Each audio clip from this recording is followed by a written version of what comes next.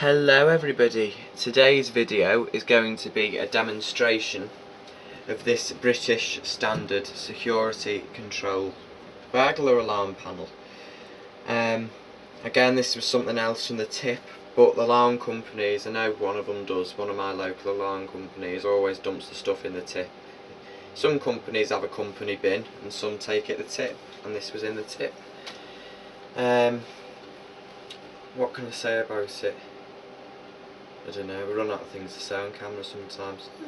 Anyway, yeah, I'll do a demonstration of it as I always do with my bad camera angles, because I don't know how to use photo editor and all what people use these days to get the perfect view. Yeah, I'm just going to show you it going. That'll be it, show you the inside of the panel. It's quite an old panel, it dates from 1985, but I prefer old because I think old is simpler. I think everything's on camera. It is. There's a 24-hour tamper LED there, which is off obviously, and there's a power LED which is on because I'm running this panel off the mains. I've just plugged it in. There's a zones clear LED and an exit clear LED. Zone 1 fault, but it just says 1 fault, and 2 fault, which will be zone 2 faults. And there's a reset button here, but it's blanked off. It's just the design. You probably can't read what it's saying from that far away, the distance of this camera, but I can anyway. See what I've done now? I activated the tamper then. I've not put the screws in because I'm going to open it in a minute to show you, and I touched it then and it set the tamper switch off, so I need to make sure that's properly closed, which it is now. So yeah, there's all them LED. Oh well, I'll do that again and it'll probably activate the 24-hour LED. Well, I'll put it in test so the alarm doesn't go off. See? Little 24-hour LED coming on there, which is indicating the tamper. So I'll close that again. And actually I was quite lucky when I found this, because the key was in it just as it is now. The key was in the key switch mechanism, and it's quite an interesting key switch mechanism, which I'll show you later. There was probably a few panels made that use this type of mechanism in the 80s, but I've never, removed one anyway. Yeah, it's also got here what they call a zoning switch, which you seem to be making a big thing about here. If you flip it this way, it'll only guard zone 1, which isn't the exit. Zone 1, that's a bit funny, isn't it? They usually do it so all the exits are guarded and all the internal zones in the house are open, so when you go to bed you don't trip any sensors, but the exit doors are around. It's a bit strange. Zones, it's only got a zone. Do you know what? I'm starving and I keep losing concentration. I spent an hour wiring this up because I forgot how to wire it, which is why I'm not really with it today. Anyway, yeah, it's only got, what am I saying? Zone 1 only. Zone 1 and 2. Yeah, so zone 1 only is the internal sensors in the house, like internal door contacts, ultrasonic detectors, which would have been around and being installed when this panel was new in the shops, and PIRs. It would have been very early days for the PIRs, but some really advanced systems would have had PIRs. So that's zone 1, so that wouldn't guard the exit doors. And then zones 1 and 2. Have I said that right? Zone 1 only. No, I've not. Zone 1. Right, because it's a 3-zone panel. It's got exit, zone 1 and zone 2. So the exit would always be guarded. We'll test that in a minute anyway. And it's got zones 1 and 2, which is basically full set. So you've got part set, full set. Anyway, I'll show it you going now. I've not connected an internal sounder. It's got a built-in speaker, which I thought was very interesting for a panel of this age. But I've also put a buzzer in, and to be honest, the speaker's quite pointless because the buzzer does everything that the speaker does. The speaker doesn't do anything that the buzzer doesn't do, and the speaker just gets drowned out really by the loud buzzer, so it's a bit pointless. But hey ho, I didn't design it. I'm sure there was plenty of panels in this range, and I'm sure a lower end one didn't have a buzzer. Me and a speaker. Do you know what I mean? I keep losing concentration. Right. Okay. Anyway, I've connected a PA button which is there, and there's 2 door contacts just off camera here. So we'll test the thing, then I'll open it up and show you the insides. So basically, to test it, you put it into test first.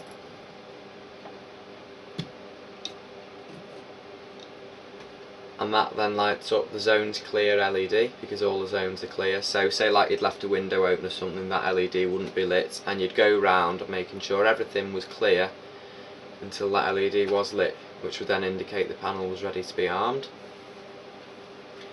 And if I go now and put it into on, the buzzer will start, the exit delay, and this green exit clear light will come on. So I'll just go and do that now. So when I part the contacts, the exit clear light goes off, and when I put them together, the exit clear light comes back on.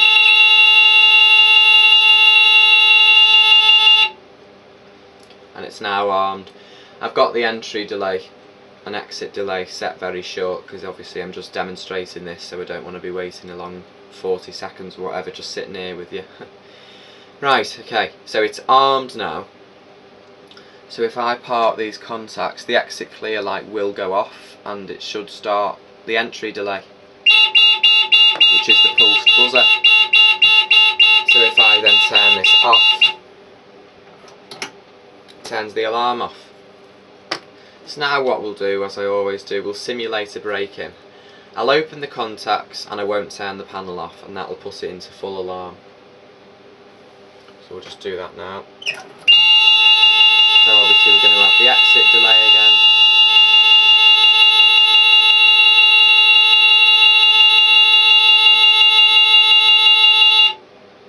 Right, now I'll part these contacts and I won't turn the panel off, which should lead to a full alarm.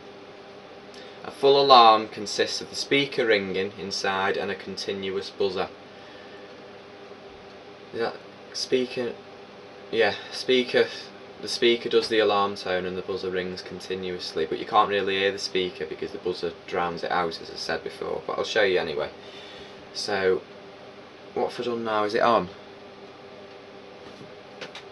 Yeah, it is on, isn't it? Right, I'll part these. So we'll get the normal exit delay, and I won't turn it off, and it should go into full alarm.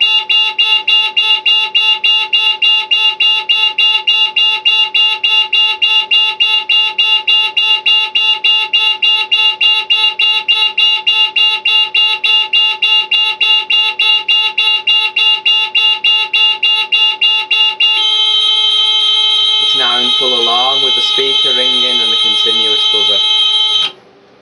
I'll just turn that off. Yes, the speaker produces a little alarm tone which is drowned out by the buzzer. I suppose if you were really crafty back in the day, and skilled, what you could have done is you could have unsoldered the speaker, you could have took it off the circuit board, put an extension speaker somewhere else and soldered the wires directly to the PCB, and then you would have had an extension speaker, because this doesn't have the option for one of them. So you would have heard it a bit more then. I'll show you the key. Just a little key. I need to have it cut because I've only got one. I'll just see if that's appearing on the screen. It's by L&F Telford. I presume that's Low and Fletcher, however you say it. And it says 95974, which to someone who knows about keys, that probably means something. It's probably a serial number or whatever, I don't know. And obviously there's the pattern on, the unique security key switch pattern, which only lets this key work with this individual panel. Right, now just for my interests, because I was interested in that and I never figured it out, I confused myself after I was saying it to all yous before. I want to know what happens if you put the panel in zone 1 only, arm it, because these are wired to the exit terminals, these contacts, so it'll be interesting to see then, if I do that, if I put it in zone 1 only, it'll be interesting to see whether it includes the exit contacts in zone 1, which I think it will. So I'll flip that switch. So this is what you do if you were going to bed, and we'll arm it as normal.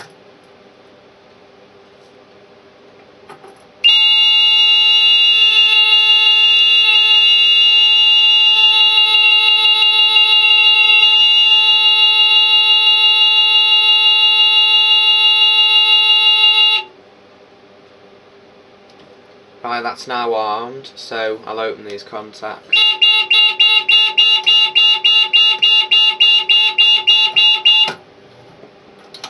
Oh, the key got stuck for a second there. Can be very temperamental as they get older. But yes, it does count the exit contacts in zone 1 only. Yeah. So there you go. I'll show you the insides of it now. I'll just put that back to zone 1 and 2. Right. Oh no, I can't because I've not shown you the PA yet, have I? The personal attack button. It's off, and the PA circuit obviously is active for the whole time, whether the system's on or off. The PA circuit will be active. So I'm not going to do it because, well, I am now. I couldn't find the key then, and I wasn't going to do it if I couldn't find the key. Anyway, the little key for the thing. There it is. Right, so it'll go into full alarm when I press the PA button. And for a PA alarm, the buzzer doesn't go off just the internal speaker, so that gives you a more clear sound of what the speaker sounds like. And to reset it, with most key switch panels, if you put the key in the panic button itself, it'll just reset it, but with this one it's a latched circuit, so that doesn't reset it. You have to put the system into test and then off again. I'll do that one more time quickly to show you. So, panic button press,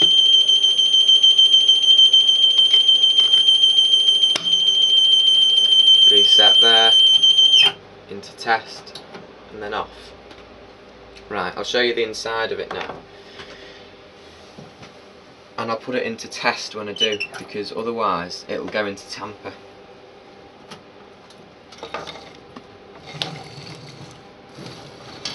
Just have to move it so you can see it clearly. Put that key there. Try and get a nice view of the circuit board for you. My phone camera's broke, so I'm using my old camera today, which is why the picture's probably not going to be as clear. I'll pick you up anyway. That's a good idea, isn't it? Right, there's the speaker, which is responsible for doing that internal alarm.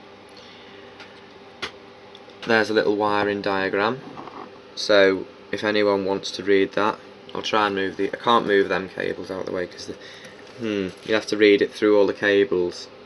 But I'll try to do a still picture, and if you want to read that, pause it now. There's another notice here, cut for dry cell, final check by A and G.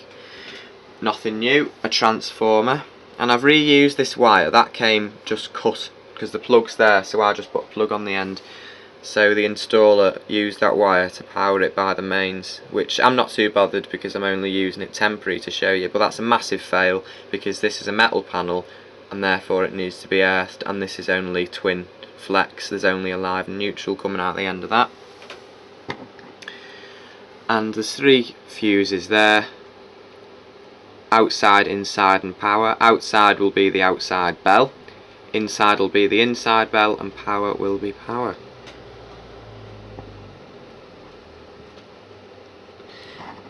And that's pretty much it really.